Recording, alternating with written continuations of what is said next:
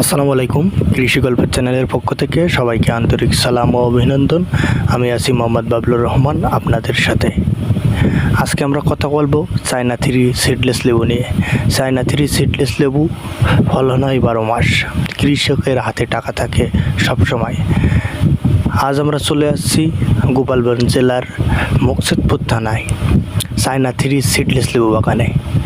China three seedless লেবু প্রচুর পরিমাণে ফলন হয়ে থাকে। চায়না থ্রি সিডলেস লেবু বাগানের কৃষক সামিউল হোসেন ভাই, তার সঙ্গে কথা বলে জানতে পারলাম তার এখানে 5 বিঘার মতো চায়না থ্রি সিডলেস লেবু বাগান আছে। তিনি এই 4 বছর যাবৎ চায়না থ্রি সিডলেস লেবু